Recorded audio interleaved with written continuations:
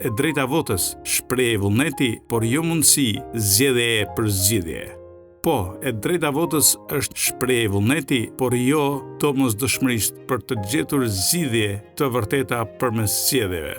Votimi në një demokraci funksionale duhet të jetë një akt ku qytetari ka mundësinë të vendosë për fatin e tij dhe të zgjedh alternativën reale, por në shumicën e rasteve ai është vetëm një ritual legjitimues i një sistemi që nuk i jep popullit as kontroll, as opsione të mirëfillta. Në shumicën e rasteve, qytetari nuk zgjedh mes ideve, por mes opsioneve të filtruara nga partitë politike, të cilat shpesh janë të lidhura me të njëjtat interesa. Rotacioni politik nuk është domosdoshmërisht ndryshimi i thelbit, por vetëm i fytyrave. Politikanët të rinj ndjekin të njëjtat politika të vjetra.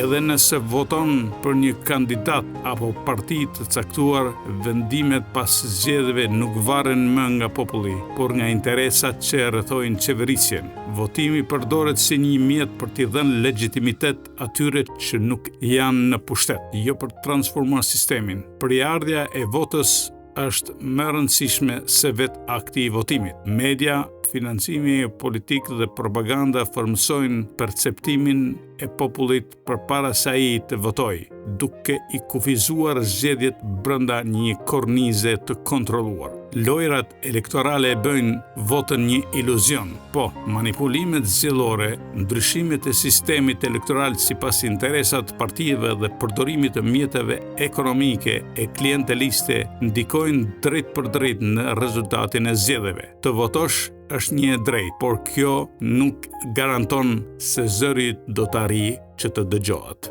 Nëse pas zgjedhjeve politikat nuk reflektojnë vullnetin e shumicës dhe vendimet merren nga një grup i vogël njerëzish në prapasken, premtimet e bëra në fushat shkelen pa pasoja. Atëherë votimi nuk është më një akt demokratik i fuqizimit, por një mekanizëm për të ruajtur iluzionin e demokracisë. A mund të bëhet vota një instrument real për zgjedhje? Po, por vetëm nëse qytetarët nuk votojnë vetëm për individ, por për ide dhe politika konkrete. Kur ka transparencë të vërtet mbi financimin e partive dhe ndikimin e atyre që i mbështesin ata financiarisht. Ekzistojnë mekanizma për kontroll të vazhdueshëm të qeverisjes, jo vetëm një vot çdo 4 vjet. Në të kundërt, votimi mbetet një shprehje vullneti të manipulueshëm, por jo një mjet për të zgjedhur zgjidhje reale. Po pse u investua kaq shumë për kaq pak? Sepse demokracia, ashtu siç ekziston sot, nuk është një projekt për fuqizimin e popullit, por një mekanizëm